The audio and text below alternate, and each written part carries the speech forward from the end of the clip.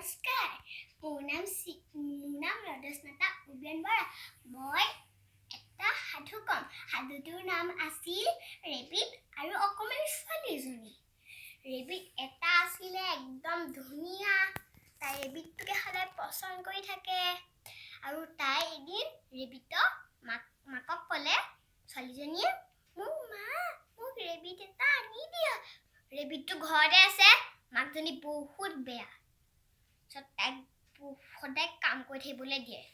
আৰু তাইক এদিন ছাতত শুই থাকিবলৈ দিলে যেতিয়া মাকজনী ঘৰপৰা ওলাই গ'লগৈ তেতিয়া তাইক ৰেবিটটোৱে কামুৰি দিলে এতিয়া মই কি কৰোঁ বুলি তাই ক'লে তাইতো একো কৰিব নোৱাৰে এদিন তাই নিজৰ দেউতাকক ক'লে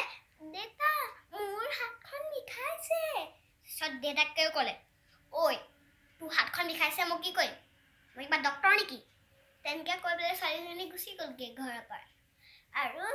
নিজৰ ফ্ৰেণ্ডছৰ লগত খেলি আছিলে এদিন খেলি থাকোঁতে তাই স্কুলত বেল মাৰিলে মেম আহিবলৈ হ'ল নহয় তাৰ মেমে ক'লে আজি যে ৰূপহী অহা নাই তাইৰ নামটো আছিলে ৰূপহী আজি যে ৰূপহী অহা নাই ৰূপহী আহিছিলে ৰূপহী আজি বেমাৰ বুলি ক'লে এতিয়া কি কৰে ৰূপহীয়ে একোতো কৰিবই নোৱাৰে ৰেবিটটো এটা আছিলে ৰেবিটটোৰ গঁৰালো আছে তাই এদিন গঁৰালটোলৈ সোমাই গৈছিলে তেতিয়াই কাটিলে আৰু এদিন তাই পুতলা এটা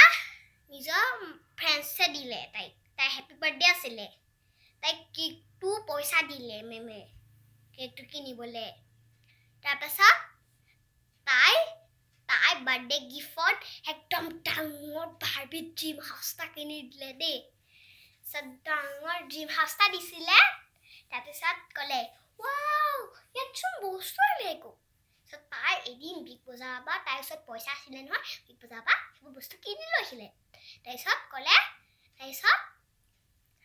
তাই পুতলা এগাল হৈ গ'ল আৰু ঘৰটো ডাঙৰ হৈ গ'ল AC চব আছে তাই ঘৰত এতিয়া আছিল কিটচেনো আছে তাৰপিছত বাৰু সেইটো তাইৰ লগত সদায় সেইটো খেলি থাকে আৰু ফিনিছ সাধু থেংক ইউ